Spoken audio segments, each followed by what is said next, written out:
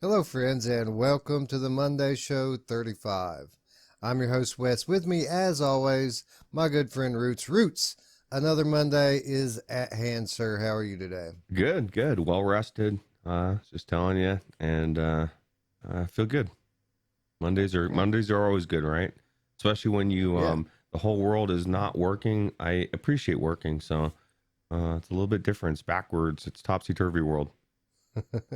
I appreciate working until my day's off, and that's what Monday is for me. It's actually my Saturday. So I love Monday.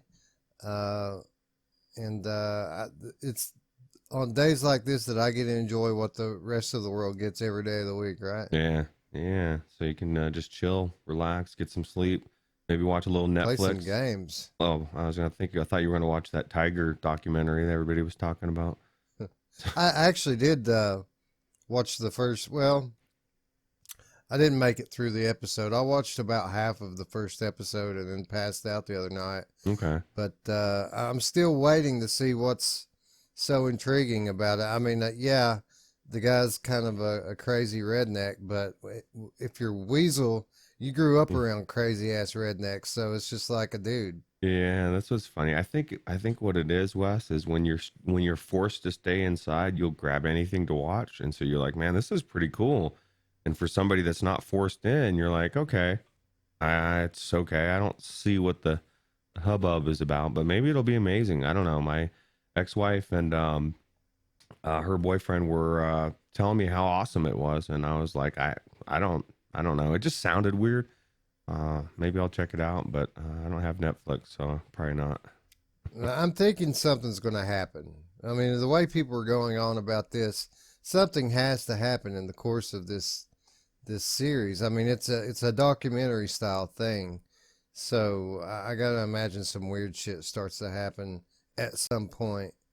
So I'm gonna go back to it and check it out. Maybe I don't watch a lot of stuff, TV shows or movies. I watch some YouTube videos, but I don't really watch Netflix and stuff like other people do. If I've got time, I'm gonna play a game. Yeah, I'm the same way, and I most of my any consumption of videos or whatever is YouTube, usually VR related or God related, and that's it. Those are my two genres. That's it. So, but yeah. I'll go down some weird holes on YouTube. I'll watch any number of things on there. Sometimes I'll watch. I've been watching rescued pet videos lately. Like Hmm. they'll find a dog on the road that's like nothing but bones. It can barely stand up. Nurse it back to health. I've been watching stuff like that lately for some reason. It's weird the rabbit holes you can, because I know exactly what you're talking about. Is like you'll stumble across a video and then you just start watching a whole bunch of them, right? And then there'll just be that point, and I'm just done, and then I'll move on to something else. It's weird how YouTube is. But yeah, I haven't watched any pet rescue videos, but I can see how that would be kind of intriguing. And once you're invested, you're like, okay, I want to see. I don't want to see it almost dead. I want to see it nice and fulfilled. And I run into a lot of people at work where I'd say probably 90% of people I talk to have rescued their pets. So it's a very, very common thing. And it tells me two things. There's a lot of good people with good hearts out there getting rescue pets. A lot of crappy people out there doing crap to their pets to make them go to rescue. So it's a double-edged sword. Yeah, my dog came from a shelter, and you can tell by his demeanor that he was probably abused at some point. He's very bashful. I mean, he's a loving dog, but like if you stand up, he leaves the room Mm, immediately. You know what I mean? It's like that. Like he's always submissive, and a few of his teeth are broken off. So I mm, imagine he's probably took a kick in the mouth at some point. But bummer. he's a really good dog, and my house is like Wild Kingdom, dude. We've got like 50 different pets here uh, at all times. Yeah, I remember those days. Yeah, it's a little quieter over here, but yeah, what a bummer, man. Who would kick your dog or a dog in general? I don't get it. Of Cat all the, people. yeah, cat people. Yeah, for sure. Like, you're not a cat, you son of a bitch. Um, uh, We got a cat too. They get along fine, and it's pretty weird sometimes, actually, the way that the dog just like he tolerates the cat, and the cat's finicky, and sometimes she doesn't want anything to do with anybody, but every now and then she'll just walk right up to the dog and start loving on him. Who doesn't want to love on him? Yeah, he needs it. Yeah, that's good. That's good. Well, my solace I always take is, that dog is gonna love the hell out of your family because it came from a horrible place, and you guys are giving it a good home, and so it'll be more loyal to you than any family, right? So, Yeah, yeah. Well, loyal he is. I can say that for him. that's good. Anyway, what say we talk a little VR? We did manage to make a little bit of time yesterday to play some games, and we're going to do a backlog report today. Always fun to do a backlog report, especially if you're somebody like me and has a backlog that is a mile long. Always good to make time to dive in and see what you've been missing. Ruuts, what have you been missing? Well, we got to talking the other day about Trover Saves the Universe, and I decided, you know what, I want to beat this game because I felt dirty for saying I wanted to play the sequel, and I had no idea.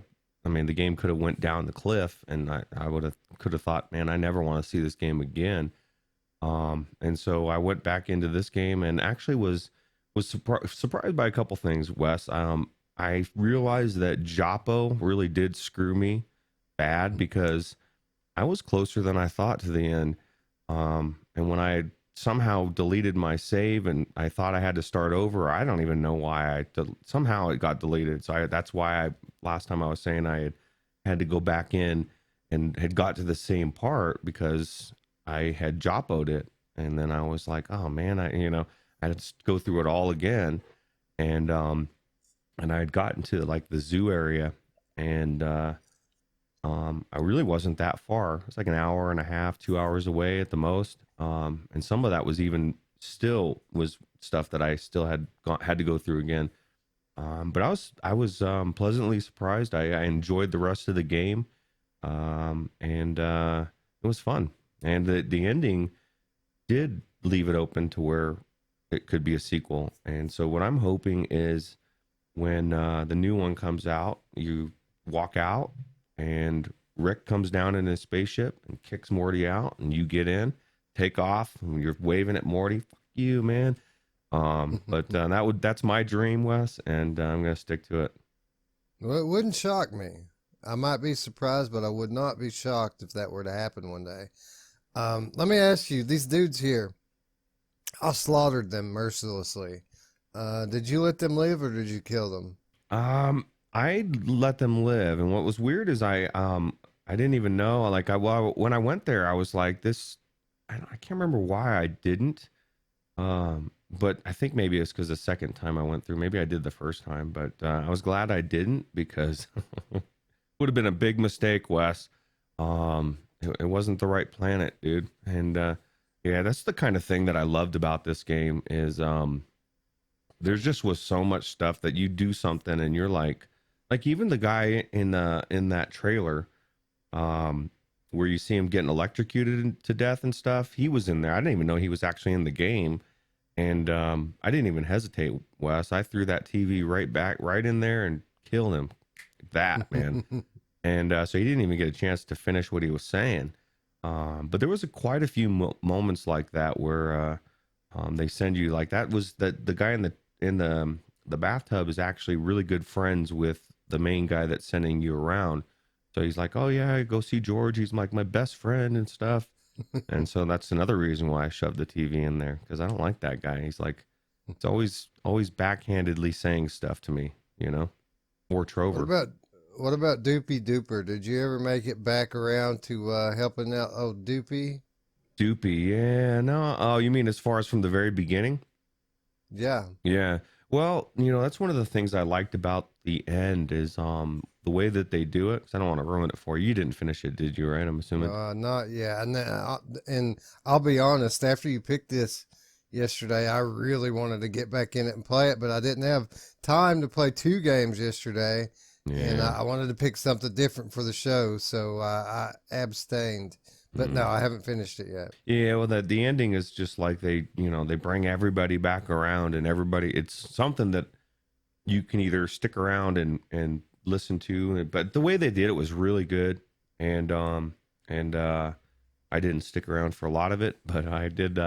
It was really cool. I think you'll enjoy it, especially someone like you that there's just so much dialogue that I guarantee I skipped over, and then they just really revisit everybody, and I thought it was cool. So Oh no, I won't be skipping over that, man. That's like the whole thing about this game is all that crazy shit that they say. It's hilarious. Did you laugh out loud very much? yeah, I did actually a couple times, and then like there's even a comedian in here, Wes, that they send you to the comedy shack or whatever, and that was bizarre as well. I won't go over anything about that, but it was not what I expected. And if anybody's played it, you know what I'm talking about. It's definitely weird. Everything about this game is weird. Just look at that three-eyed guy. And how many times did we kill something we weren't supposed to kill, somebody's pet or whatever, and then they get pissed, or like at the zoo level, they send you into to find somebody's brother, and then something happens to him, not by me, and it destroyed him. And yeah, it was just it was really good dialogue, gameplay, like you said. Was actually, that was one of the things that shined for me again, going back in and reminded me how good it is as a platformer. And it's not super easy either as far as killing the enemies. And there was some puzzling as well, not too intense, but a little bit of puzzling. So kind of pretty much had everything in my opinion. And I think it's definitely worth a playthrough, even if it was on flat. I think it would be worth playing. It wouldn't be as good, but it would still be a very unique platforming flat game as well. Yeah, that's exactly what I was getting ready to say. I think this is one of the few cases where the game actually is going to work pretty well as a flat game because it's really designed like a flat, platformer. And again, the whole the biggest positive of the game is the dialogue. And you can honestly probably just listen to someone playing this game without even looking up and have a great time. It's just so fucking hilarious. All this crazy shit that they keep saying. Yeah. Yeah. No, I was one of those games when it first came out. I thought, man, this is a perfect streamer game for somebody to stream on Twitch, just because it is funny and it's entertaining and it would be something people love to watch. So if you're a streamer, stream it if you haven't played it. So now you've made it through the story campaign, and now you have the ability to go in and play the free DLC that they added in, the Trover's Cosmic Jobs or whatever. You think you'll be back into it soon to play that other stuff? I forgot about that, man. I should have played it yesterday. Yeah, I don't see why not. I mean, was there a lot to it? I know they screwed me over with Joppo, so I'm a little apprehensive to trust them again. No, this is absolutely real. Basically, you're just running around doing odd jobs, just an excuse to get back in the game and listen to these guys talk some more. What would interest me about that the most would be how much of the dialogue is going to change. Are they going to did they add dialogue for the Cosmics? I'm assuming they did. So that would be worth going in, I think. So yeah, I think I would go in. Cool. All right, man. So I feel like the gauntlet's been thrown down now. I've got to find time to get in here and do this myself, and we could do a proper review of it. Yeah, yeah, it's definitely. Well, the one thing that I'll tell you what, man, that there's so much. Just because I'm trying to clean up my foul mouth, playing something in these. I mean, there's so much profanity in here, and that's fine.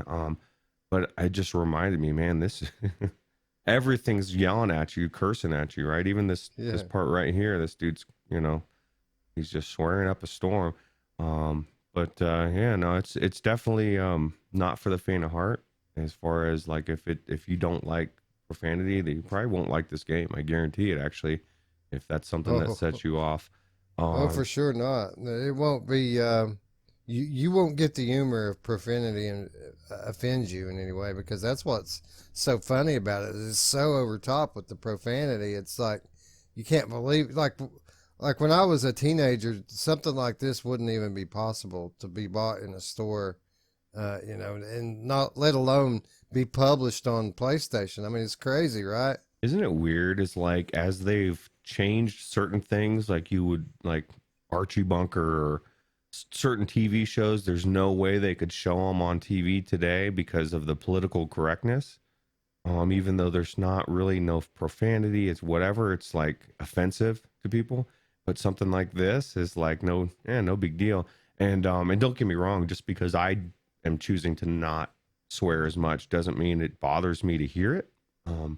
But it's just weird. It's just such a weird time, and like we always say, topsy turvy world. So anytime I start to think, man, things are getting crazy, Wes just says, "Yeah, it's topsy turvy world." And I'm like, oh yeah, that's right, I forgot. So Yeah, it's the internet age, man. It has definitely changed people, and I think about this all the time.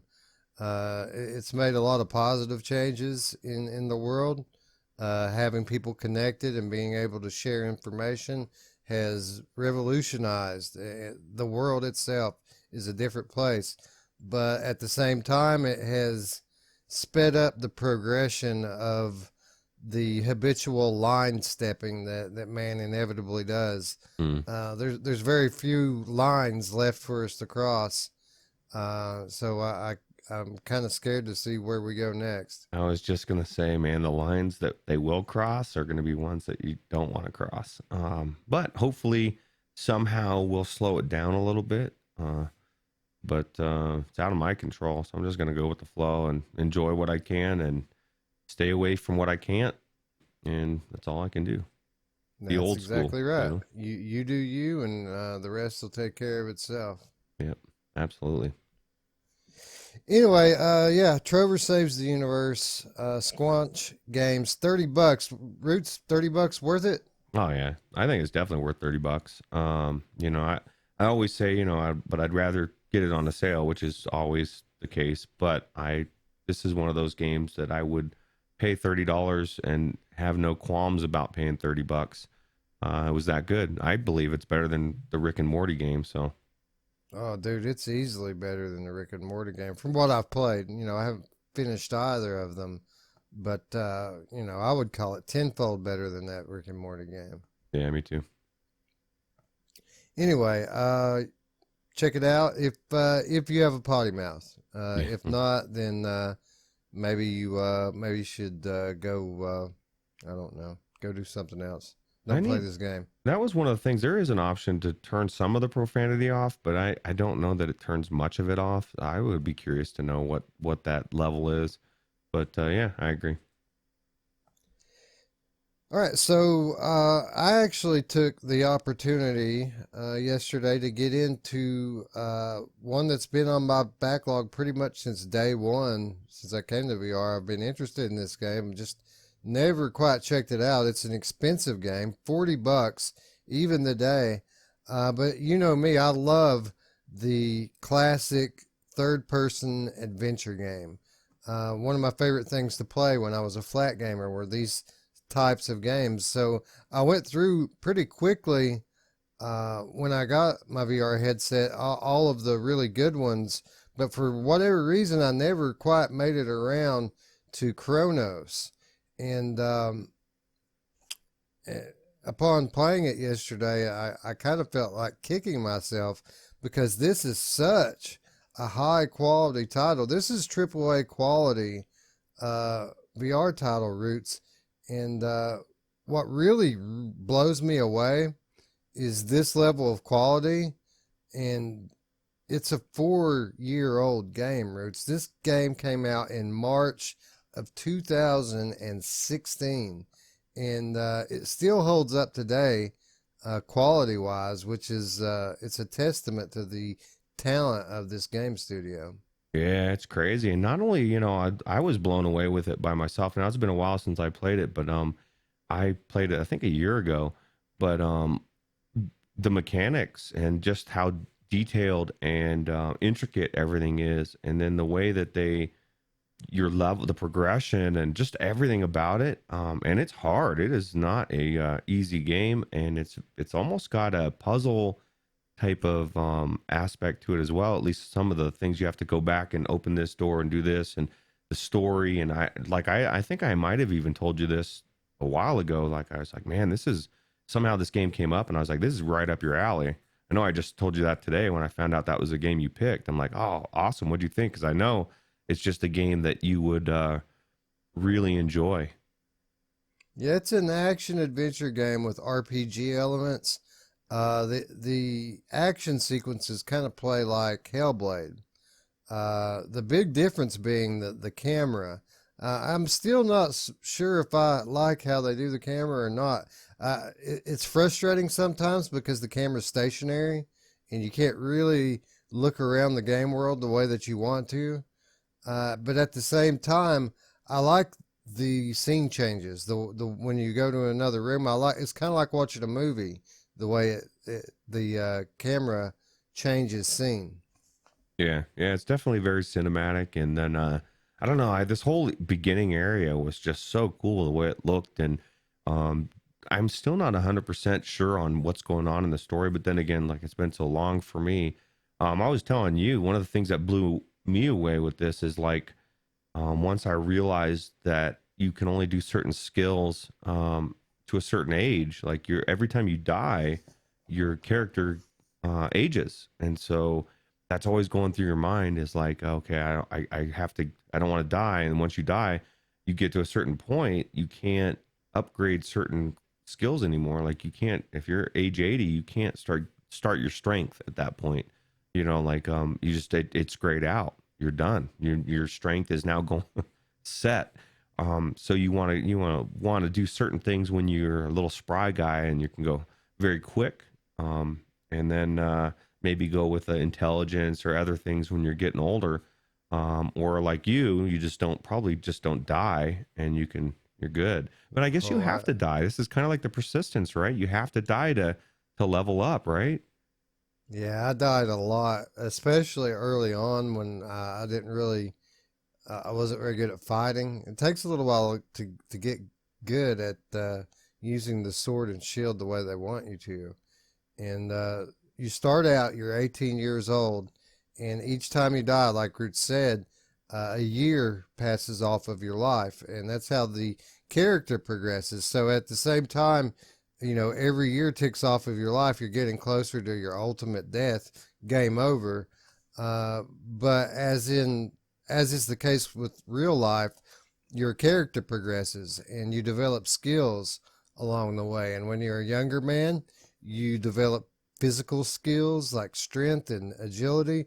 And then as you age, it becomes more wisdom and foresight.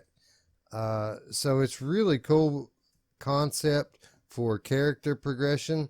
But I'm torn, Roots, because I've got a couple hours in it now. Uh, and like I said, I died a lot at first, and now I feel like I've got a grip on it. But I don't feel like I've made it really all that far, and I'm already, in my late 20s. And I'm wondering Mm. when I go back in it if I should just start the whole thing over. And I could probably save at least 5 or 6 lives just because I know how to play now, and I don't want to. I'm afraid if I continue with it from my first playthrough and continue on, I'm going to get toward the end of the game and hit that magic number, whatever it may be, 80 or 100 years old, and then run out of years, so to speak. Yeah, I think you're probably right on target as far as that goes. Maybe because if you don't go back now, what happens? Like do you go too far and waste 10 hours instead of 2 hours, right? And then have to start back over anyway. So yeah, that was the thing that was kind of torn for me. Um, is I didn't know like how far I was going to end up getting, and it was going to end up being crazy. Now some of these I don't these enemies aren't easy either, right?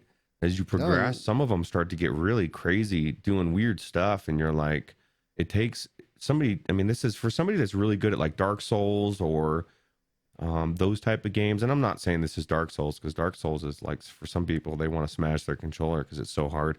But it definitely is one of the most hardest type of game of that I've played in VR of this case, and it's just really good.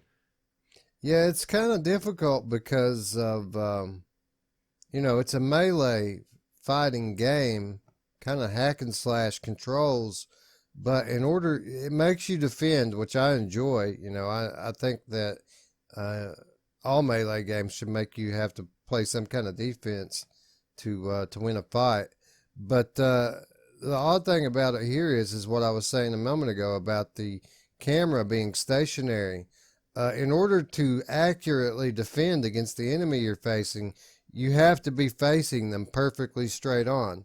And that's difficult to do when you're not following the character sometimes, because you can get in places in these rooms where you can't even see where your character's at, and literally you're just blindly fighting over there. I think that has a lot to do with why this game's so difficult. Is the fighting's fairly precise for this style of a game, and with the camera being locked, it definitely adds a lot more difficulty to it. Yeah, I agree. Maybe it's one of those things that if they were to redo the game now, they would change the camera a little bit more, or it could be just the style. And I think I guess I must have misspoke a little bit, because I just saw that guy level up his agility, and he didn't die, Wes. So I guess you do level up as well, and maybe you just certain things Oh, you can level up by doing things agility wise as well. yeah. The way it works is it's kind of got a role playing game. It plays like a hack and slash action adventure game, but the progression's like a role playing game style progression. So every enemy you kill, you're acquiring experience points. And just like any RPG, as you get so many points, you go to a new level. And when you get to a new level, they give you 2 character points to apply to whatever category you want. You can put it on agility or strength, wisdom. Actually, you can't put it on the wisdom at the very beginning of the game because you're not old enough to develop that part of your character yet.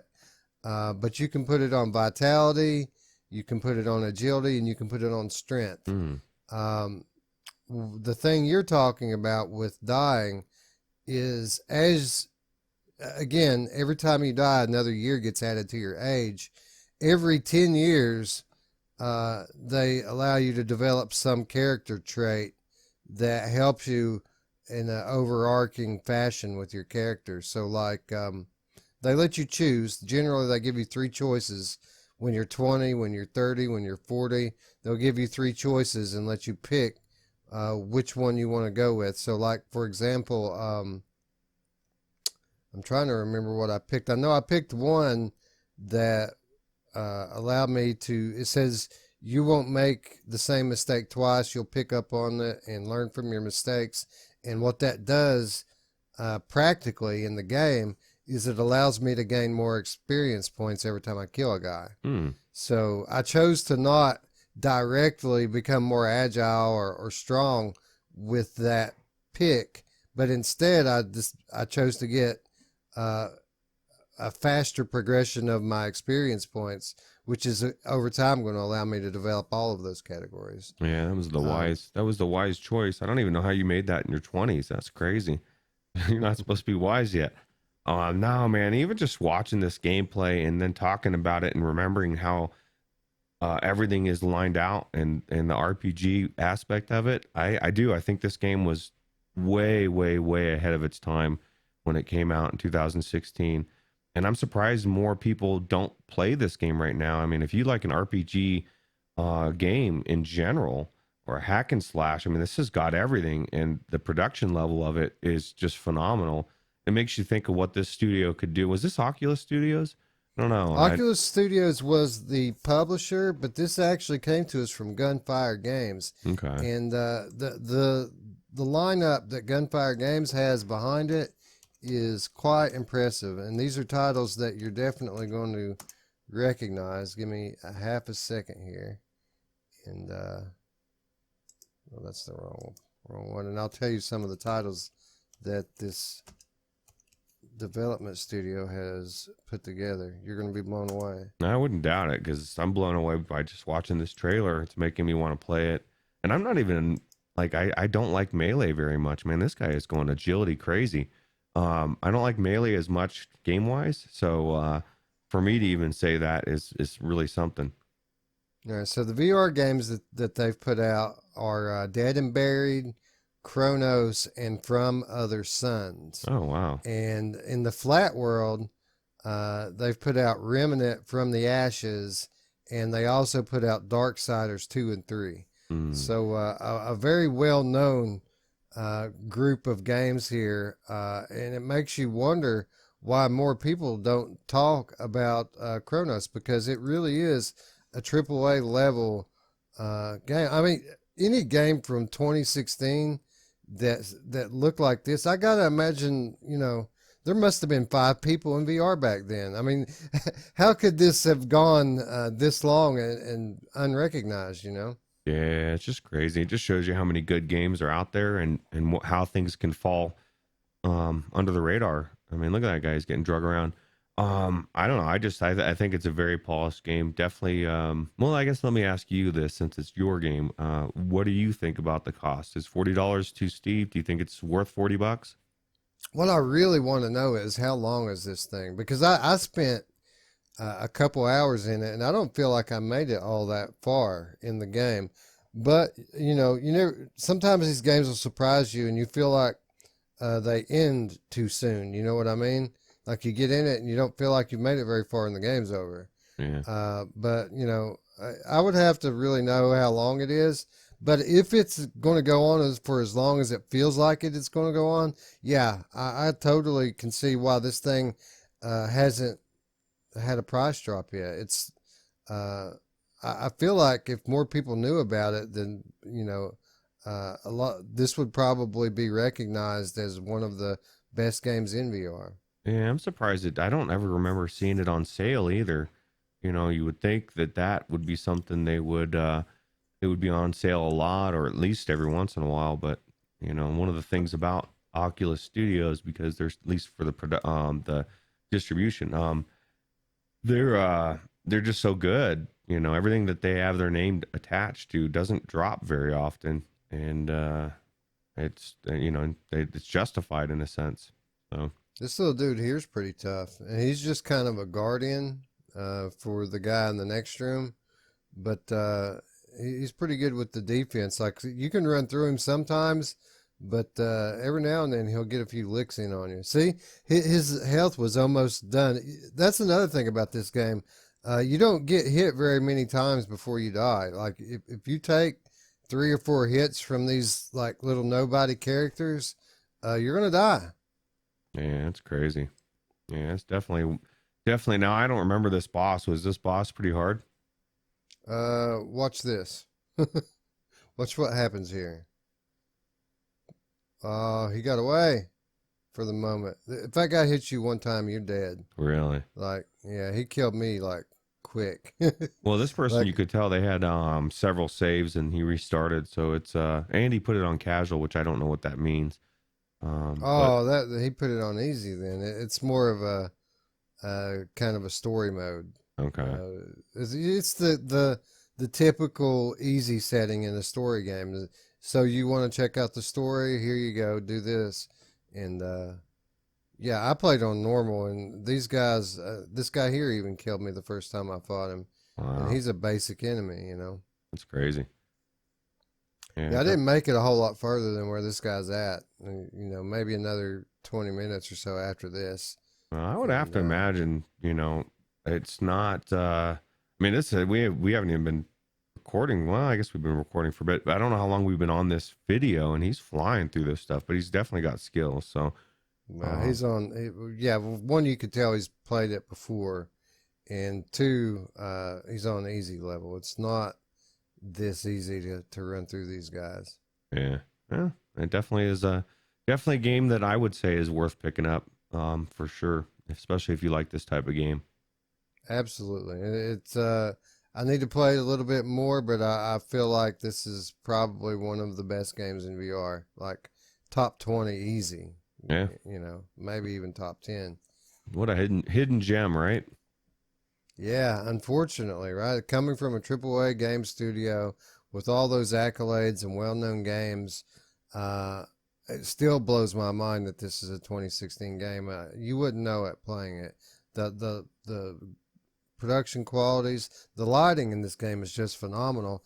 And as old as it is, you know, I turned everything up on Epic. I used the tray tool on 150%, and not a single hitch. I mean, it just butter smooth. That's awesome. Yeah, it really is. It's a really good game. Anyway, that's going to wrap up the backlog report. Man, that was fun. Maybe again next week, huh? Yeah, yeah, for sure. Yeah, definitely get a good way to put games away and get into games we've never tried. So Yeah, for sure. But that's going to bring us into our discussion topic, and it's an interesting one this week. You know, we've both been kind of having a blast with Pixel Rip 1995, quite a retro nostalgia trip in VR, and it got us to thinking. Perhaps some of you out there, maybe some of you are newer players, and you may be interested to know if there are any other games in VR that are heavily retro inspired. And you might be surprised to know that there actually is quite a few retro inspired titles in VR. So what we did is we compiled a list here, 10 more retro inspired VR games. And a couple of rules going in here. I didn't put any mods in. So yeah, I know you can play all the Dooms and, you know, Quake and all this stuff.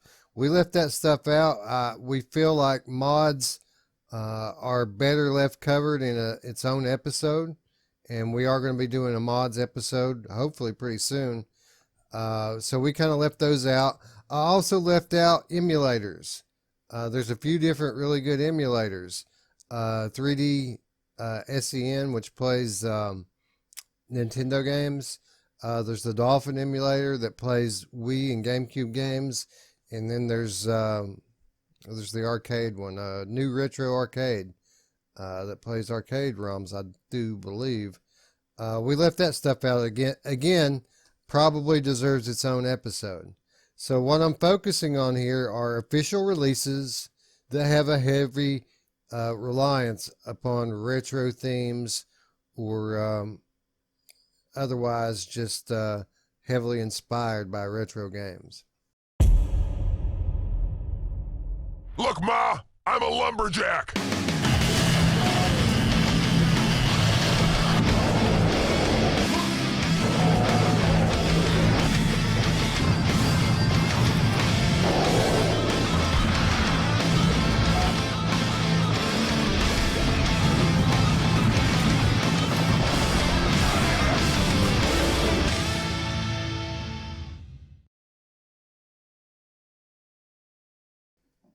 Okay, so what you're looking at here is the first entry on our list, and what we're actually doing here is instead of just talking about a single game here, we're talking about a collection of 4 different games. And if any of you out there grew up in the era, the dawn, let's say, of first-person shooters, you recognize this style of gameplay, even if you don't recognize the franchise.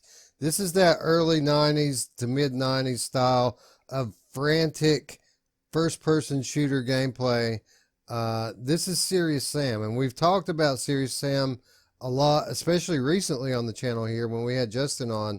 Justin absolutely loves these games, doesn't he, Ruuts? yeah, yeah. And so what's cool is I actually pulled the right trailers this time, and I got because last time we were talking about, Justin's like, oh, this isn't VR. But you can tell the difference too, because even these first 2, this is the first, I just showed the first trailer, and this is the second game.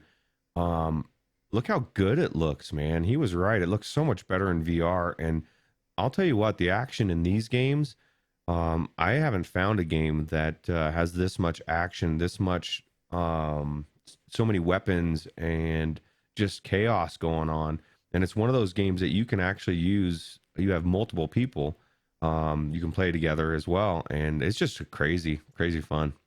Yeah, frenzied intensity, this game. Just constant wave after wave of enemies coming at you, and just high action gameplay. Probably the most action I've ever seen in a game.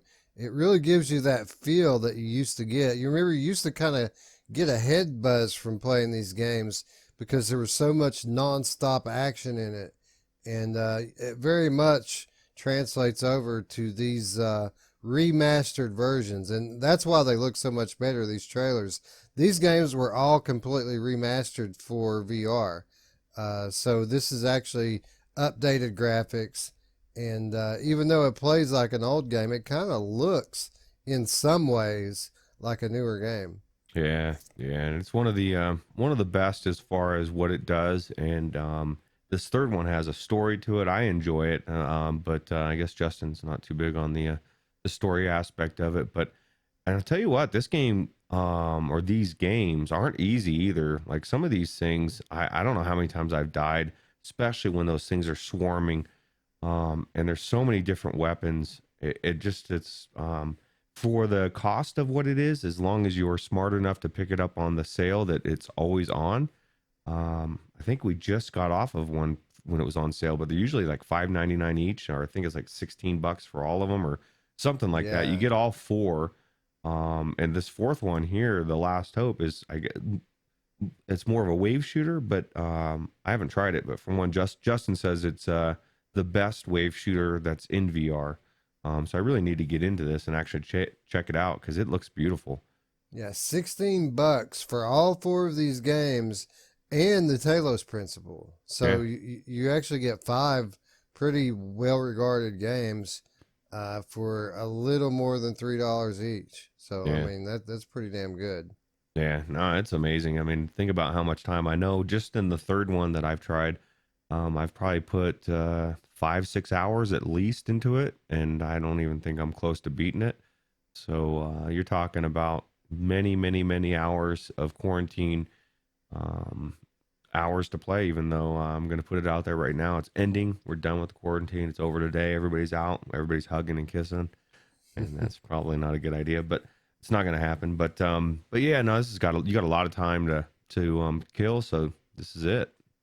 Yeah, well, the thing about these games is they weren't made for VR. These were originally flat games, with the exception of this one, I think. So yeah, they're very long. You know, like you, I played probably 5 or 6 hours into the first one, and I kind of feel like I was just starting to scratch the surface of it, and it was quite difficult. And I got to imagine that we probably should try to tackle them together because you can play co-op in it, and I kind of feel like that's probably the way to go. Yeah, for sure. Because when there's so much coming on, I'd rather have an extra weapon. So now, how cool does it look when you look down and you see those rocket launchers, man? Because they're huge. That's one of the coolest things about this is the scale is just of the weapons and the enemies at times. And for a game that's not, aside from this one particular, it does not look like it was a flat game. I mean, you could tell me, hey, if I never knew a Serious Sam, this is a new game in VR that you know, I'd believe it. I wouldn't think, oh man, this is a port. It sure does not look like or feel or play like a port. They did a really good job with it, and I don't know, kudos to the devs. Yeah, 100% agreed. This is one of those games that, you know, it goes on sale so often and so cheap, there's really no excuse not to have it. You know, I haven't played all of them, but, you know, I've already got my money's worth out of what I have done, you know? Yeah, absolutely.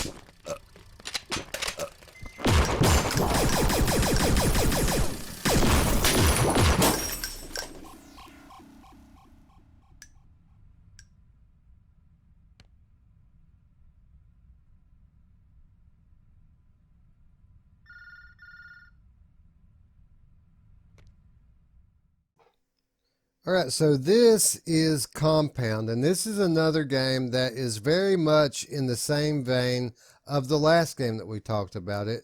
Only this, unlike the last one, this was built from the ground up for VR. This wasn't made 20 years ago, even though it might look like it. This one is just taking a heavy inspiration from those early games. It's kind of a homage, if you will, to games like Serious Sam, like Doom, and like Hexen and Wolfenstein, those old first-person shooter games. And the really cool thing about this game, Ruuts, is not only is it getting pretty high critical acclaim, you know, people who play it generally tend to like it, but this is a game that's coming to us from a guy. When I look down to see the studio that's behind this, it's not a studio, it's a guy named Bevan. Bevan McKechnie is bringing us this game, and I haven't played this one. This is actually one that's in my backlog, but it looks pretty cool, and from all accounts, it's a pretty good game. Yeah, I did go into this at one point, a year ago maybe or something, or maybe it wasn't that long, and it was really good. It just the way that it really that we talk about immersion, we talk about, you know, games looking good enough to feel immersed, and even though this, you can clearly tell that this is, you know, like you said, it takes that makes it look like it's old school, and it is definitely, it feels old school. Like it feels like you just got sucked into a video game, and like everything about it is just, it's really good. Like even the loading on that gun, it just showed a minute ago, you know, it looks even better than it would have way back in the day, but it feels like you're, I don't know, it really feels like you're in an old school game. And I think they nailed this game, and it's definitely worth playing through. And I think it's not even that expensive. I think it might be like $10 or $20 or something. But definitely worth playing through, in my opinion. Like, look at that. Look how those bullets loaded in. That's cool. Yeah, that's the cool thing about playing these types of games in VR, the ones that are made for VR, is you kind of get the best of both worlds, right? You get this old retro nostalgia trip from the look of the game, but then playing it, it plays like a VR game. You reload your gun like you're in a VR game. You're ducking behind things and shooting around corners like it's a VR game. So you kind of get the best of both worlds. And yeah, this is a $20 game, but there's a free demo available. So if you want to play a level or two of this, you can do so without even throwing down $1. Yeah, that's really cool. Yeah, this is definitely worth $20 in my opinion. I haven't played through the whole thing, but just the polish on it, the gameplay, especially if you like these type of games. And you're right, there's not one person that I've seen. Somebody even said this recently in the Discord. This is an amazing game. You're gonna, you know, if you like old school games like this, you're gonna like it. So. Yeah, and the really cool thing about this as well is that this is actually still an early access game, so it's not in its final form yet. It's going to continue to have polish added to it, maybe even some new levels, and from all accounts, again, it's probably good enough to go to full release as it is. Yeah, I agree.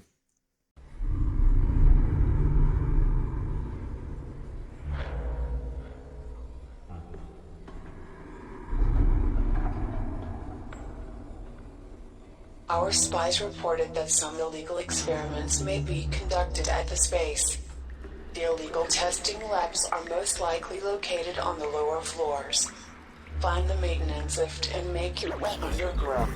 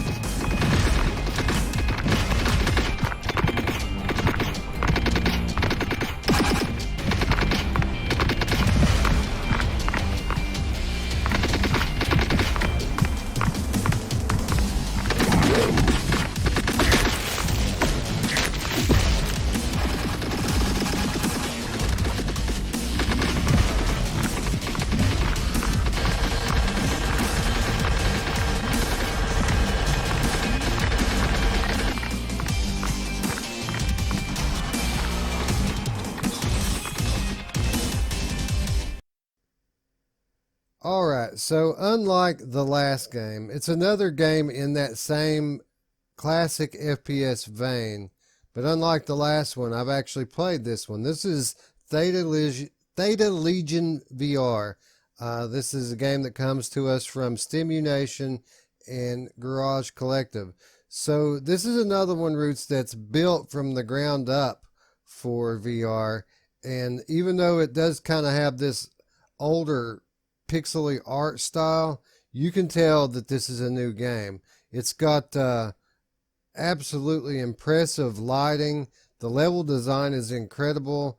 And this 100% plays like a VR game. It just has this classic art style stretched on top of it. As far as this style of game goes, this is probably the best one that I've played thus far. Yeah, I like the radar, man. That reminds me, where's my Jesus radar? What the hell, man? There's no that I forgot about that game, dude. What, literally forgot about it. Actually, that guy's he's been a little more active lately through the channels he's active on. So I was actually just yesterday considering maybe trying to touch base with him and check in.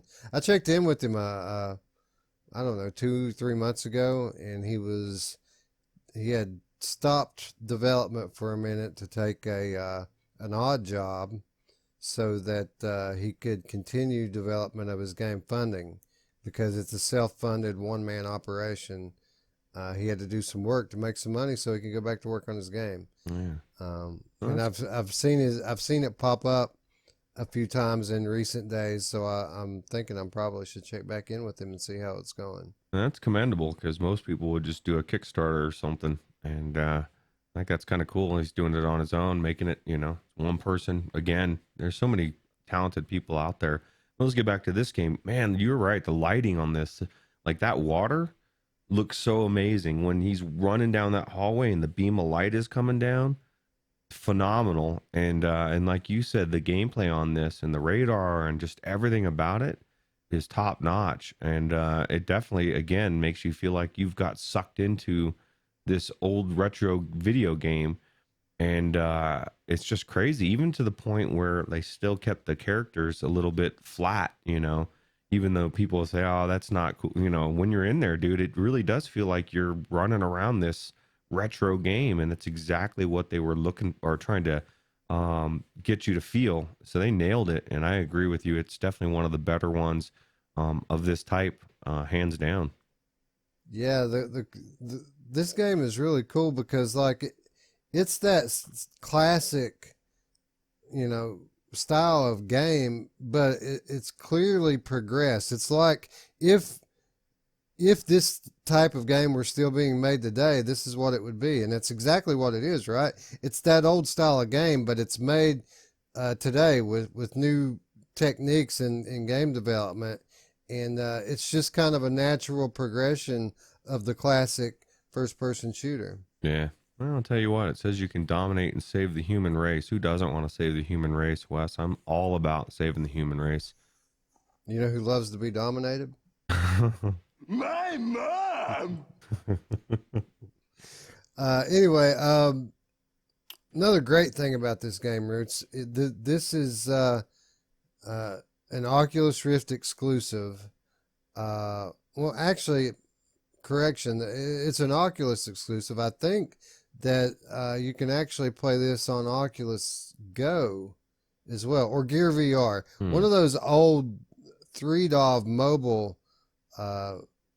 mobile versions of the Oculus hardware had an older version of this game, but this has been completely remade over with 6DOV controls in it, and it's a whole new experience as to those old ones. But what I was going to say, one of the really cool things about this is, despite this high level of quality and a fairly good number of levels here, $10. $10 for this game. That's a good deal. That's definitely worth $10 for sure. It's got, what, 9 levels? I don't know how long they are, but just the gameplay and the retro feel and the feel that the immersion of it, I definitely think it's definitely worth $10. Yeah, it's easily worth $10. If you're going to pay 20 for Compound, $10 is a steal for this. Yeah,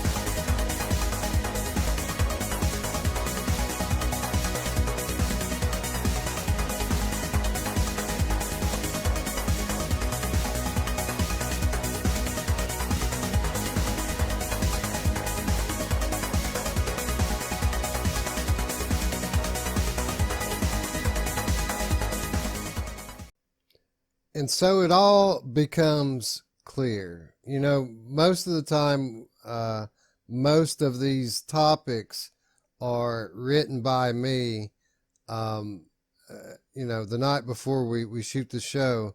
And no one ever really has put together my true motivation whenever I write these. 90% of the shows that I write, I'm just trying to either talk about Here They Lie or Polybius. And the reason why I chose retro-inspired VR games actually has nothing to do whatsoever with Pixel Rip 1995. But the fact is it's probably been about 3 weeks since I mentioned Polybius on this channel. So I had to do something, Ruuts. Yeah, you had to pick it up and bring it on. I'll tell you what, this game is one of those games that is still baffles me at how I do it. You know, I'll be into it and going so fast, and I'm like, how the hell am I not dead? And it's just crazy the way that this game progresses, and it's just one of the trippiest, fastest paced game, and it's just really good. Yeah, so this is Polybius from Llamasoft. It's available on Steam VR as well as PlayStation Network. This is one of my favorite VR games. I'm just going to be honest about it. I love this game. I've been playing it lately again, and I actually struggled the other day when we were doing the games you would most like a sequel to list. The only reason I didn't put this on that list was because I've been playing through it lately, and I mean, it's still like it's brand new. Like I had taken maybe 2 or 3 months off from playing it, but going back into it now and playing it again, I don't remember any. I mean, I remember some of it, but there's 50 levels here, Ruuts, that you have to play through to beat this game, and so many different variations as you progress through the levels. Playing through it a second time, it's almost like playing through it the first time. It's an absolute masterpiece of a game, and it's mind-blowing every time that I go into it. I think I know why, Wes. Now this may be a conspiracy theory for Scion, but I think it's putting you in a trance so much so that you forget what you've played before. Something, I don't know, man. This is so fast-paced and so much flashing going on. This is one of those games that I would suggest if you are prone to seizures or something, do not touch this game. No. Don't look at it. Don't watch the video. As a matter of fact, if you're watching it right now, shut it off. Shut it off now. There's a lot of flashing going on in this sucker. Yeah, this is definitely not one for the epileptic. But no, it's funny that you should say that, because this game is named after an urban legend. Legend has it that back in the early 80s in the Seattle, Washington, or maybe it was Portland, Oregon, one of those northwest towns, there was a mysterious arcade cabinet that showed up in just a few arcades in the area, and people who played the arcade game experienced memory loss, experienced nausea, but for some reason were oddly addicted to the game and couldn't stop playing it. And legend has it that once every, I don't know, couple of weeks, some mysterious guys in black suits would come in and work on the arcade cabinets and leave, and the game only ran in the arcades for a few months, and then they all mysteriously disappeared. And they can't, even though there are word of mouth, testimonials to this, nobody can find these arcade cabinets anymore. Nobody can find the original Polybius. So that was kind of what they were playing at here when they wrote this game. Was I guess this is kind of what Jeff Minter would imagine a game like that would actually be like. Wow, that's crazy. What do you think the withdrawals were like for people as they yanked them off the machine? All of a sudden they disappeared. They were like, I'm losing time, but I can't stop playing this game. And one day they walk in and the game's gone, and they're like, oh my God, like, what am I going to do? And they probably went and killed somebody. I don't know. It's crazy. I gotta imagine it probably would be a lot like if I went into my library and this game wasn't there. Oh yeah, you'd be like, what the hell? Yeah, wouldn't that be crazy? Well, actually, we do live in a digital age where if it's digital, it could happen. Or They they could could just Mandela affect that shit right out of existence. You know what I mean? Like it was never on the store. how do you know that the Mandela effect didn't create this memory and there was never the game, but this is the branch off? Yeah, you tell us if you don't remember this being a part of. No, oh, that's crazy. Yeah. Imagine, if you will. Anyway, this is again one of the most amazing experiences I've ever had in VR. It's like you're inside an arcade machine, and then it all of a sudden starts to crazy malfunction, and it goes at literal breakneck speeds. It's probably the fastest game I've ever played.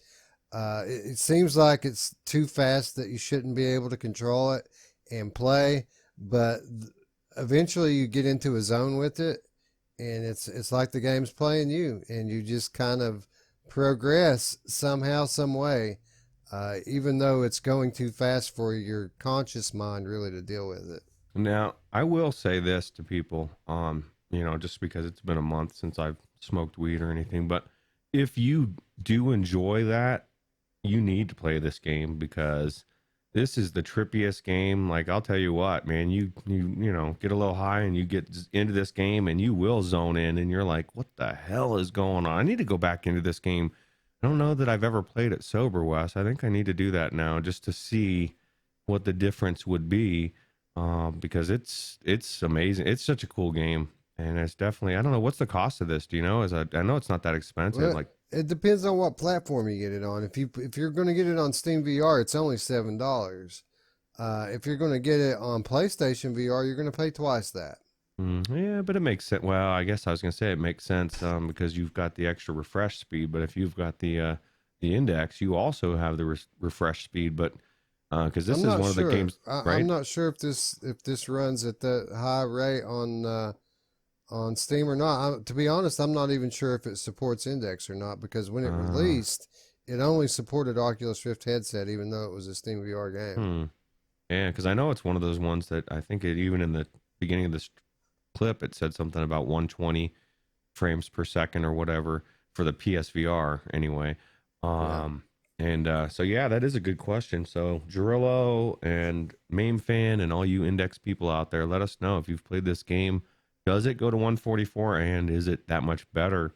I would imagine it has to be better. If you're getting those extra frames, it's just going to be that much smoother and more immersive. So this is one of those games that justifies getting the index if it plays faster. But yeah, split second reactions make all the difference in this game. I got to imagine that the refresh rate's going to help, especially as you get into the later levels. And that's why you need to get back into it, Ruuts, is you need to progress, because this thing just gets crazier and crazier and crazier all the way up through level 50. Wow. Yeah, I don't know how far I made it, but I'm pretty sure I didn't beat it. So I think you're right. Anyway, this is Polybius from Llamasoft, available on Steam VR as well as PSN.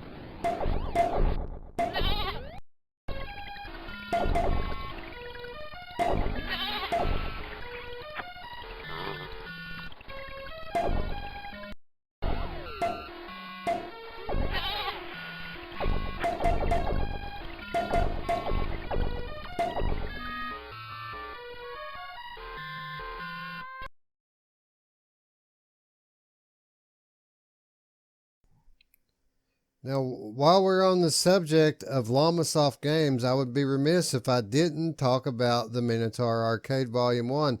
I mean, how could we talk about retro games and not go down the full catalog of Jeff Minter developed VR games?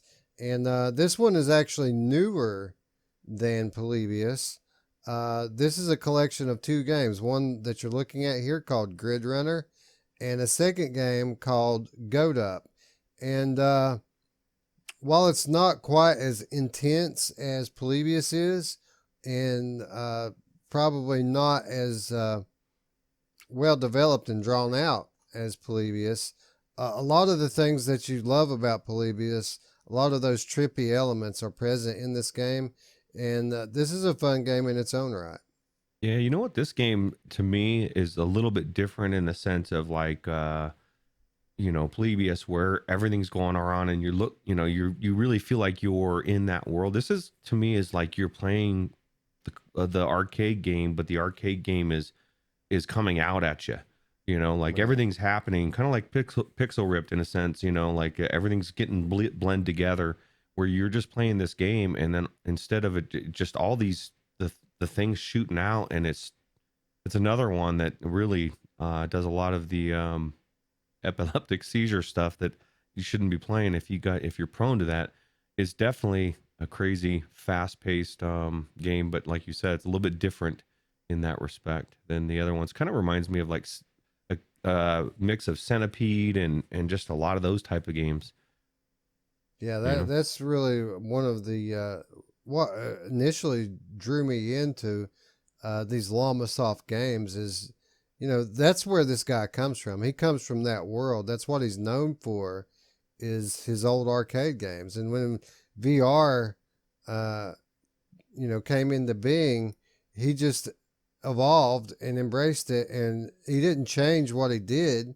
He just brought it into VR, and I think that that's commendable, and I think that it's really unique. There's really nothing else like this guy's games in VR, and I think it's something to be celebrated. The fact that we still have one of these, many people would call him a legend in video game development.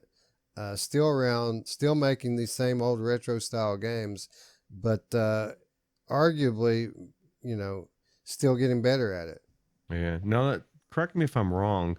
They're working on something right now, right? I could have sworn you said that last time we talked about this game. 100%. Okay, so yeah, and like you just said, he's not about changing what he's doing. He's about thinking outside the box and bringing the same type of game into VR. So I guarantee whatever he does is going to be phenomenal, because these games are really cool. Even Goat Up, which is very different and seems very basic, is really crazy. And as you go along, it just gets crazier and crazier, the things that are happening. And I don't know, I'm just watching this game makes me want to go back. It makes me want to play like and I know it's coming, but old school Missile Command or old school Centipede, and those games being brought into VR, but like with kicked up a notch. So yeah, this is really cool.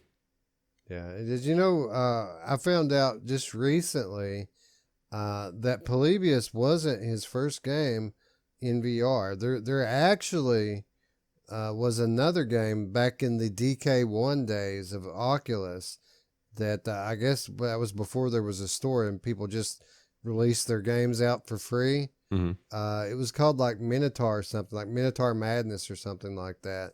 I'd be interested to get my hands on that if it would run on the current Oculus hardware, just to see how it plays. Yeah, me too, actually. Maybe he'll send you a copy. We could probably find it in the forums. I was on my mobile phone at the time, so I didn't try to download it, but I think there were links and instructions of how to install it on your DK1. So I don't know, maybe I don't know if the links still work or not, but I'm pretty sure I did run across links to download it.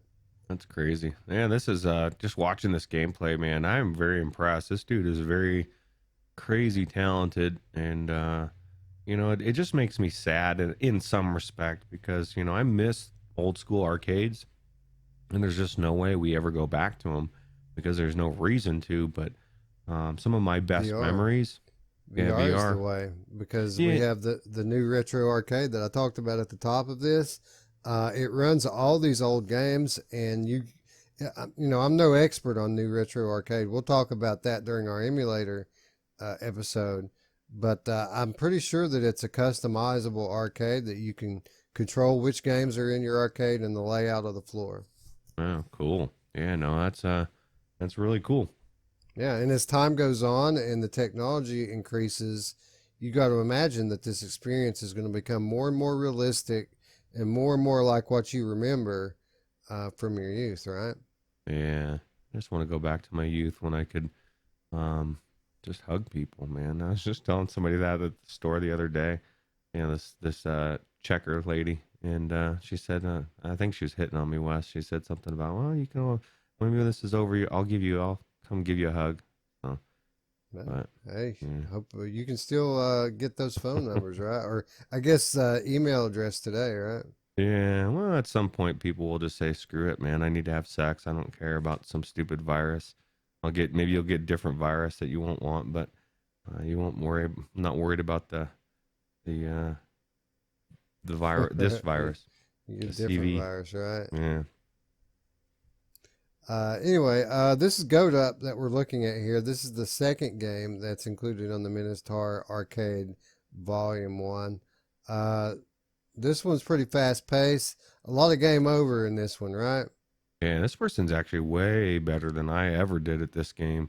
Did not you? Because I remember when we were talking about it, you were telling me some of the things that it's like, yeah, as you get farther, it starts doing all sorts of crap, weird crap, and I was like, I Well, right never here, saw any of look it. at this. Yeah, see, I never got to the rainbow. You didn't make it this far, did you? No, no, because I jumped into it, and like you said, I got frustrated from dying so much. But I don't think I had the skill that this person has. Whoever it is, Stinky, whoever Stinky is, you know who you are. You're not as That- stinky as you think you are. You're really good at this game. The developer. Ah, well, no wonder. No wonder. Yeah. So that's crazy, man. Look at that rainbow. It's just getting trippier and trippier. Yeah, the game gets pretty crazy when you get it. This is almost as far as I made it. Now, can you Was finish right this on game? here. Is this finishable? I gotta imagine it is. I don't know that, but it just like most of these style of games, you've really got to put in the time and the reps. Yeah, that's true.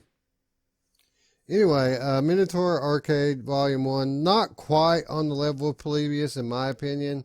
Not even close, really, but still a solid title in its own right, and definitely a retro trip if you grew up in the arcades the way Ruuts and I did. Yeah. Just like Polybius, also available on Steam as well as PSN. Same price, $7 on Steam, twice that on PSN for whatever crazy ass reason. Yeah, I don't know. That's weird. This one doesn't have well, maybe it is the refresh rate. I don't know. Well, the Sony tax is a real thing. Generally a $20 game will be $25 on PSN. So I got to imagine that Sony's taking some extra cut that the developers are making up for on there, right? Or maybe it's even Sony that's marking the games up themselves. Yeah. But at any rate, this is probably the most pronounced difference because literally it's $6.99 on Steam and it's $15.49 on PSN. So it's over twice as much on the PSN store. Wow. Crazy. Yeah, for sure.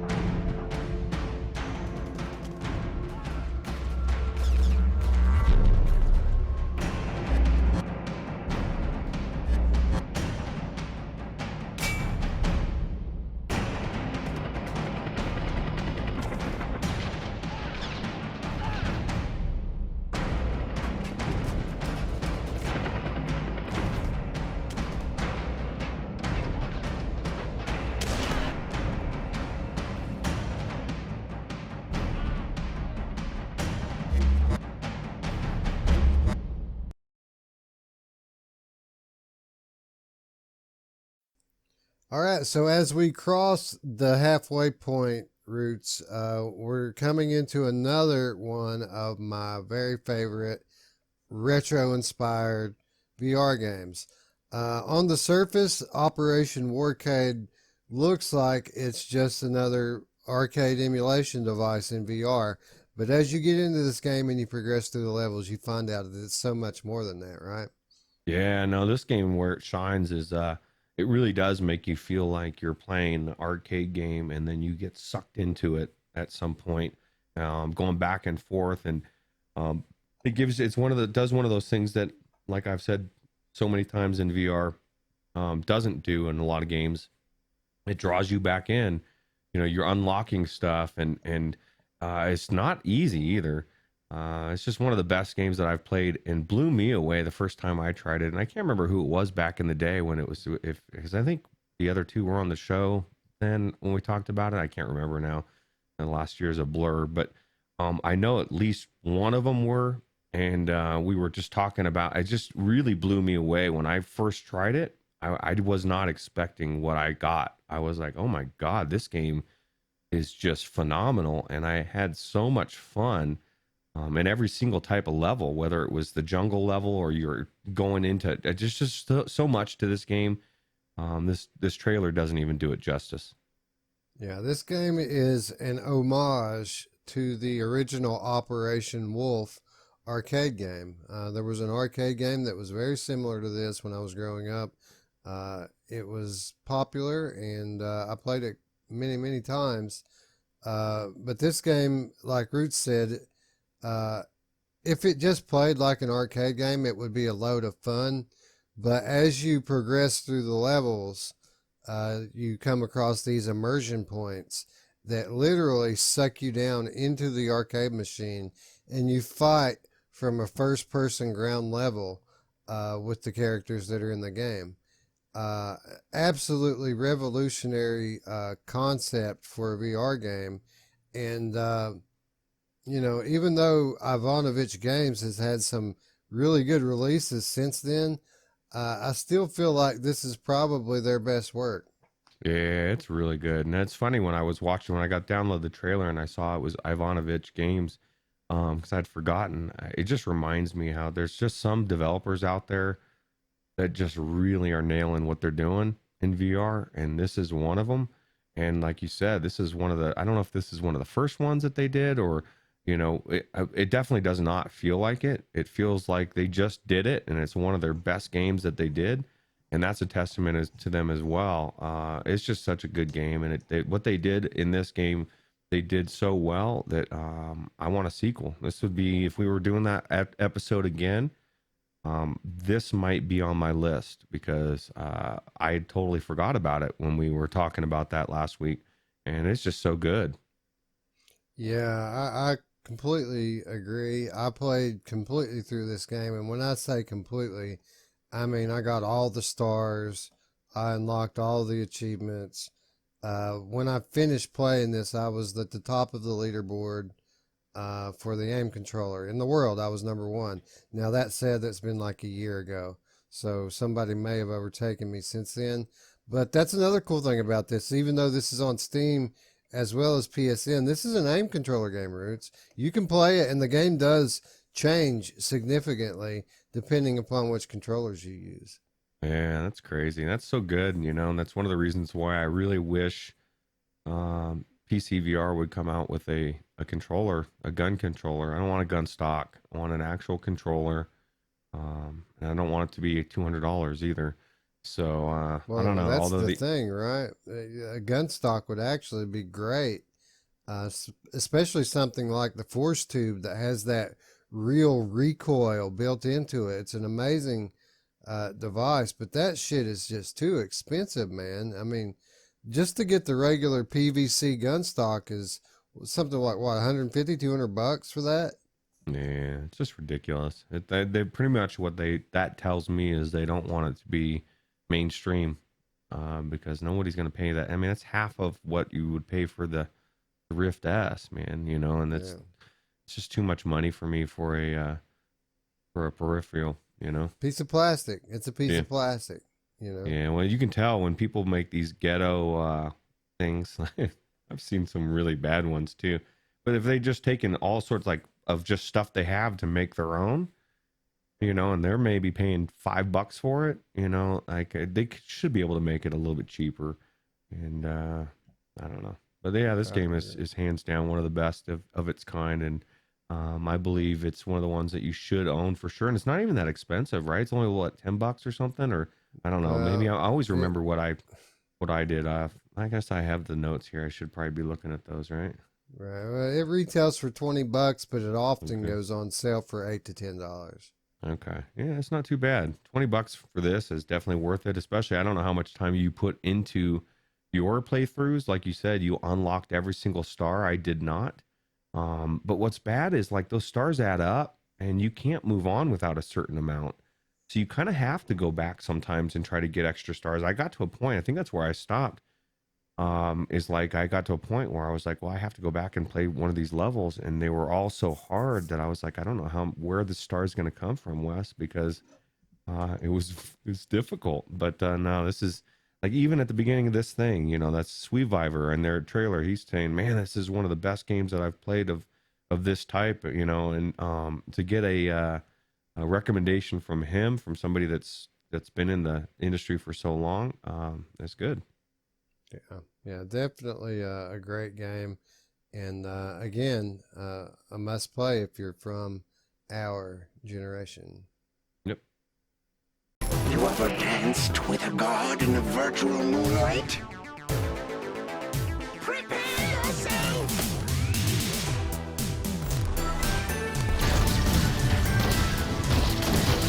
You get destroyed here!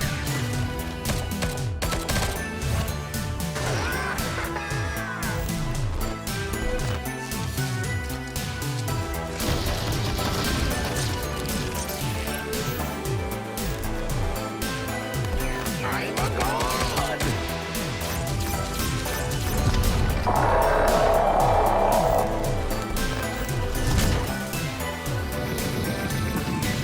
Time to turn up the virtual heat!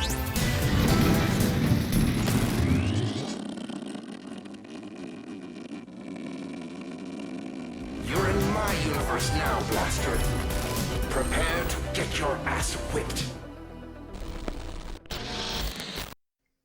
And so we come to Blasters of the Universe, Ruuts, and this is an interesting one for me. This is actually one that I almost picked for the backlog report this week. I own this game. I bought it long ago. This is widely regarded as probably the best bullet hell wave shooter in VR, and I've never played it. Oh gosh, man, that rips my heart out. I knew that's where you were going, man. I was like, how do you not play it? It's so good for a bullet hell VR bullet hell game.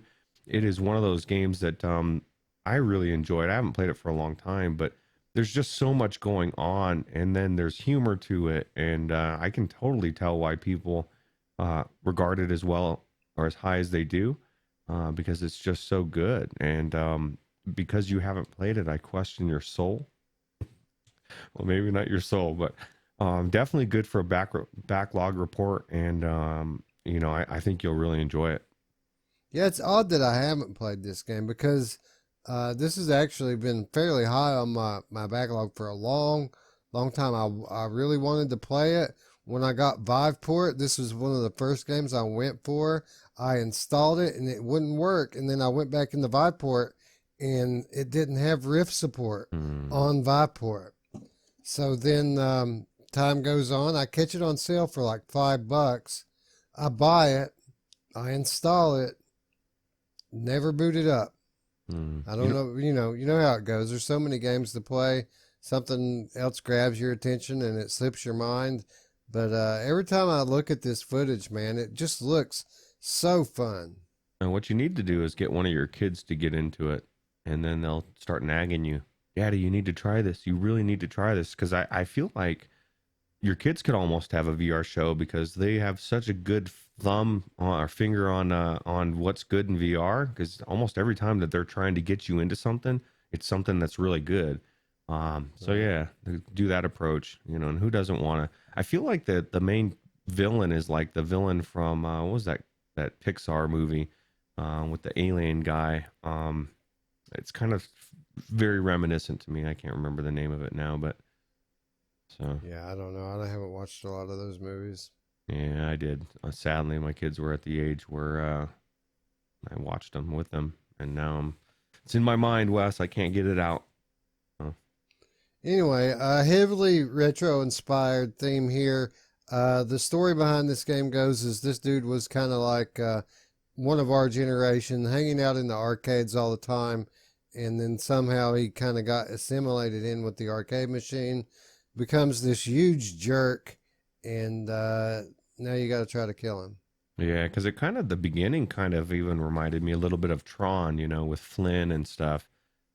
Which was kind of cool. I enjoyed the story as well as just, they thought outside the box. They didn't just say, okay, here's a VR bullet hell shooter that we're going to put you in, they actually incorporated a little bit of a story to it. And I don't know how much the story goes on, but I really, really enjoyed my time in it so far. And it's definitely worth the price of admission. I guess I got it up. Isn't that nice? I got the notes up $15. All your hard work is actually going to pay off for half of the show for me. But yeah, so that's a good deal. I think $15. I think I might have even got it on sale when I picked it up as well. And like you just said, that you can get it for $5 every so often. So if you're one of those cheapies like me, so yeah, I've actually seen this on sale for like $3 and $4 at some points. It goes on sale dirt cheap, and it's from secret location, so you know that it's a quality title. And again, universally praised as probably the best of its kind. Yep. So definitely check it out. This is available on all PC VR platforms as well as PlayStation VR. So check it out.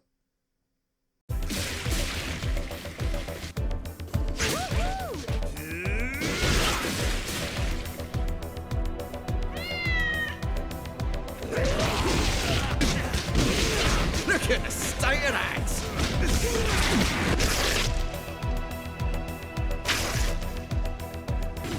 Here it comes. Faster than a speeding bagger!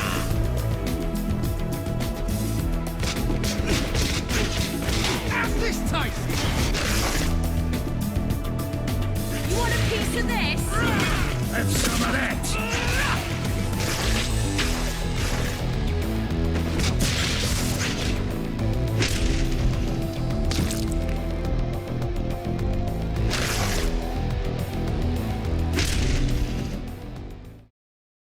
All right, we're coming down the list, Ruuts, quickly to another game, again, just like the last one that's been in my library forever, one that looks absolutely freaking awesome, and something I've never played.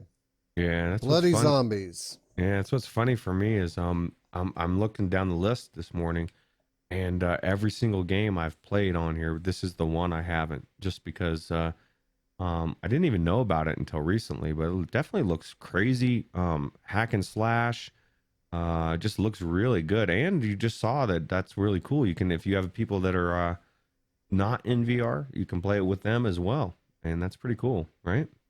Yeah, this is a really cool concept for a game, because it's not only up to a 4-player co-op, but like you said, the players don't even all have to be in VR. You can have some playing on a flat screen.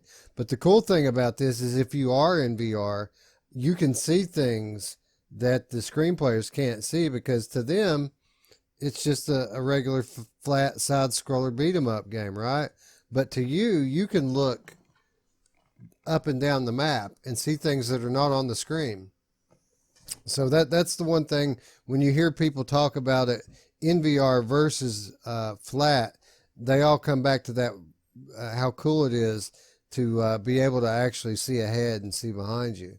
And you'll see enemies hiding and things like that the TV players aren't privy to. But yeah, as much as our multiplayer community thrives on Discord, and as much as you like to play, socially with other people, I'm really surprised that none of us have really gotten in to give this one a try, because look, it's from In Dreams. We know that they're a highly talented group of developers, and this game's just got to be great, right? It just has to be. Yeah, absolutely. Well, I just have this feeling that we're going to be trying this pretty soon. I was just watching it. It just looks really good. Yeah, and you already know how this art style lends itself to VR. This cel shaded, cartoony art style always just looks so cool. And I got to imagine that they're probably going to be like Paper Mario style layering going on. Like they look flat, like flat characters in VR. But somehow when that happens, it even makes the depth pop out even more. Even when they're paper thin, it seems like it kind of sticks out when you've got the headset on. Yeah, that's crazy. Yeah, $15 too. That's a really good deal, I think, anyway. Yeah, that's another one that goes on sale a lot. Like you can get this for $8 on the regular. Yeah, I'm pretty sure I just did that recently because I was noticing. I literally was looking at that today. Like I was going down my list and I was like, "What is this game?" Because I forgot. Um, just because when I downloaded it, I just never went into it. So I don't know what the hell I'm doing, Wes. I think I'm failing at playing the right games or something. Or maybe there's just so many good games, and that's why our backlog report gets so funky because it's like you forget about like with the Jesus radar thing, even though it's not a backlog. It's just like there's so much out there that it's easy to completely forget about a game. And I already forgot about this game, and I want to go play it. So. Yeah, and they say that there aren't any good games in VR, right? Yeah, that's what they say. Well, I think they are lying. I think they hate VR for some reason. All these games we're talking about, these are all Gen 1 VR games. These games have been out for years. So we've always had games. It's just the perception has changed over the last 6 months since we've gotten literally 10 games have come out, and those 10 games have changed the perception from having no games to now we have games. But literally we've got just a handful of really good games, and now all of a sudden there's so many games, There's hidden gems everywhere. But there is. And the good thing about this and the last two on our list, Bloody Zombies, Blasters of the Universe, Operation Warcade, all of that is on Viport. So if you have an Infinity subscription, you don't even have to buy this stuff. Wow. So I foresee some people in the community trying these games then for sure. Yeah, 100%. Because Viport, as you know, you can get it fairly cheap. I mean, recently it was $27 for a year of it. Yeah, it's not that cheap anymore, but stuff. it's still a really good deal for what you got. And that's one of the things I've seen people talk about Viveport lately because we've been talking about it so much. There are those people out there that are like, I don't know, I there's not that many games, and I barely. And it's like, if you know what the games are, then there are a lot of games. It's just there's a lot of games out there that you may have not even known what the hell they are, and this is one of them. So if you're not playing Bloody Zombies again, I wonder what the hell you're doing, and I question your soul. And that's one of my favorite things to question, Wes. It's like I tell my, I get coffee at a Kangaroo Coffee. I tell the lady that I question somebody's soul if they don't want whipped cream. And usually that gets a laugh. I had one say, well, I don't like whipped cream. And I looked at him like, what? So, well, I'm pretty sure you got a soul. So. Yeah, well, this is an odd one to question people's soul for not playing because neither of us have played it, Ruuts. Yeah, well, I question my soul then. Well, I guess you're good. You're an interrogation artist. You can question everyone. That's right. Yeah, everybody's suspect.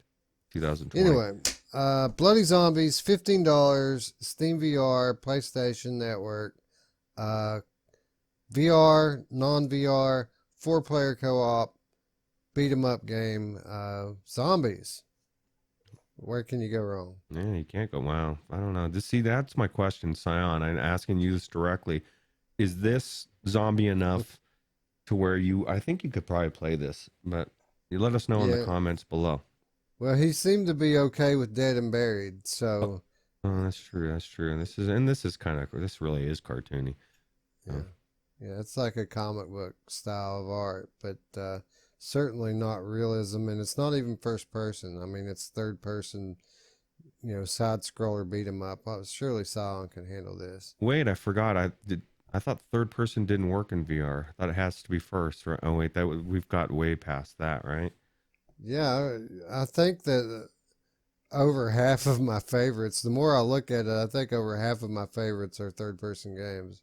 Yeah, it's all about the environment and you're looking around and stuff. Sometimes it doesn't matter if you're looking through the eyes, and it doesn't have to be a sim either.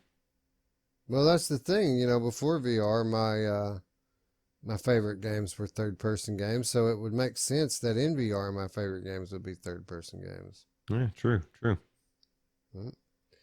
Anyway, Bloody Zombies, awesome game. Check it out.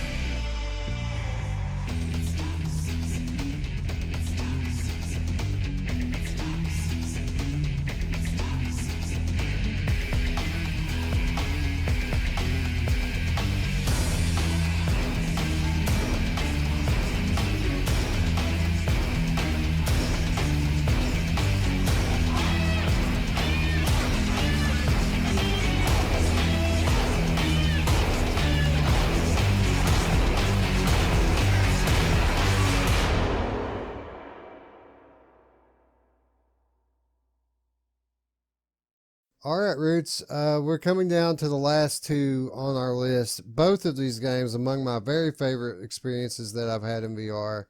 Um, you know, you remember back in the day playing Duck Hunt on the NES. Everyone who had the NES remembers playing that game and how frustrating it can be when not only is it bad enough that you're missing the ducks, but that asshole dog is sitting there laughing and making fun of you.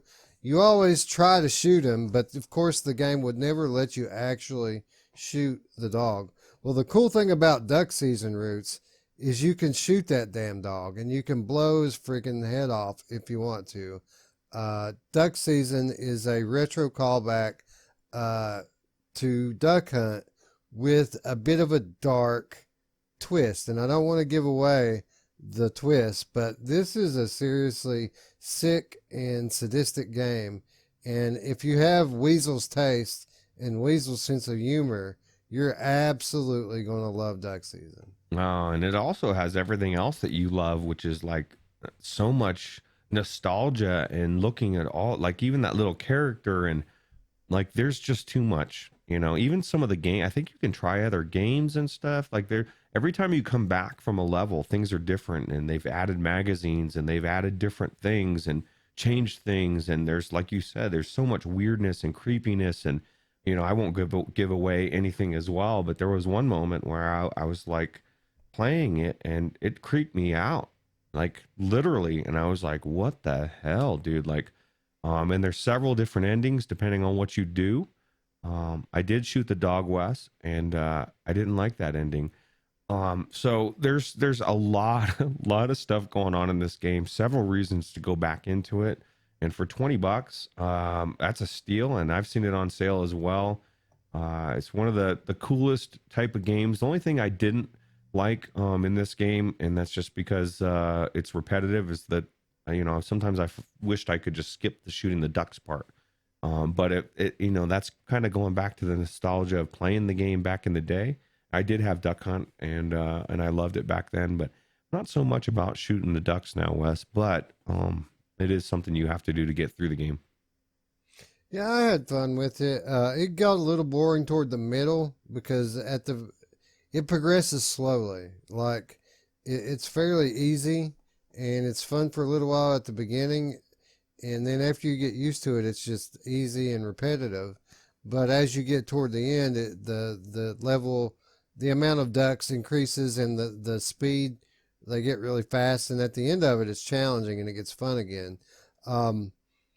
But something I find really interesting about this is the shotgun mechanics are really good. Like it looks and sounds like a shotgun. The aiming down the sights and shooting with a two-handed gun, it's, you know, two-handed weapons are something that's difficult to get right in VR. But oddly, they got it right in Duck Season. And these are the guys that brought us Boneworks. And when you think about the two-handed weapons in Boneworks and how weird and janky it is, it's kind of hard to believe that they did so well all these years ago on Duck Season, right? Yeah, I guess it's a testament to what we've said on the show in the past, that as amazing as Boneworks is, they take the physics a little too far, and they didn't do that. And they weren't worried about physics when they made Duck Season. They were just worried about making a cool duck hunt type of game.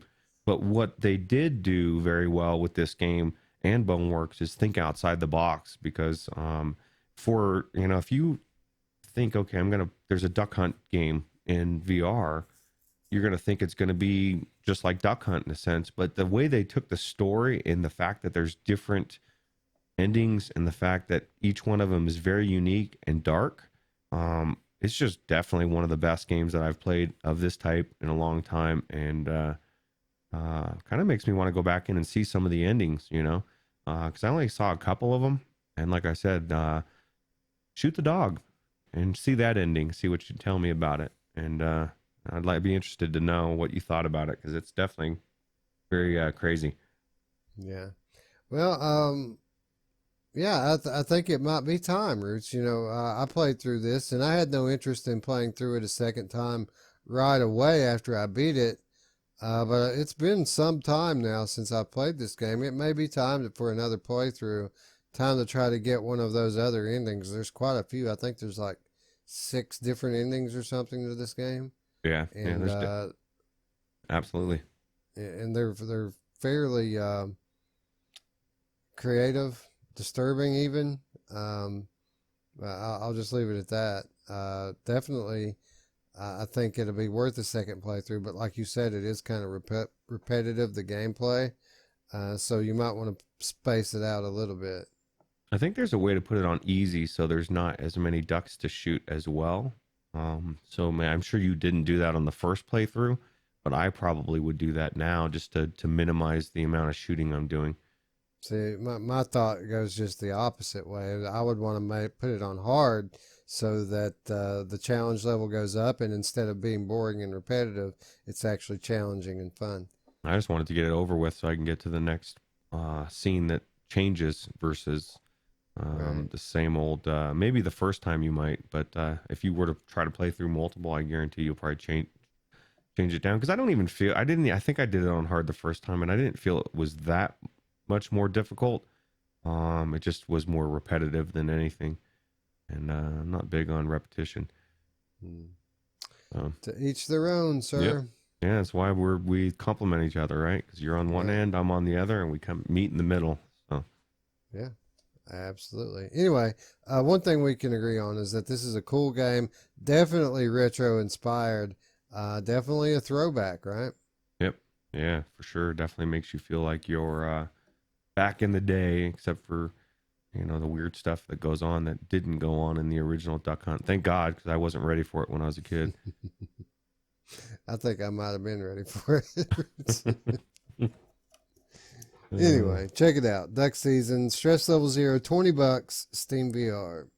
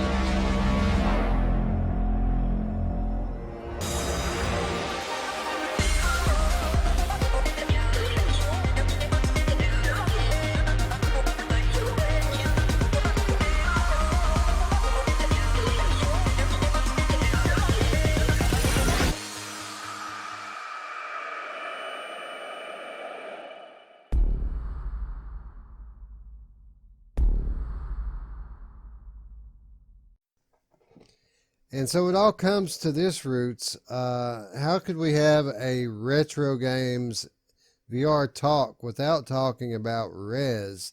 What makes this game reminiscent of a retro game is the fact that it actually is a retro game. This actually was originally released Sega CD, I want to say, maybe Sega Saturn. This game is a very old game, and through the generations, it has been ported time after time again, all the way up into present day, up into VR. And I got to feel like even the cult, followers of this game, kind of all agree that VR is the best iteration of it. Yeah, it's definitely amazing. And another game that you can still play flat as well, but why would you, right? But this is just trippy as hell and very fast paced, kind of like Polybius, and very unique. Immersive is what comes to mind when I think about this game.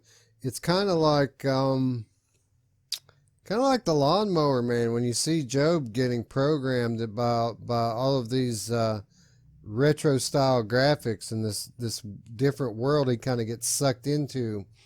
That's kind of what the world looks like inside of Rez Infinite, only all of these computer viruses begin to immediately attack you from all directions, and you have to take them out.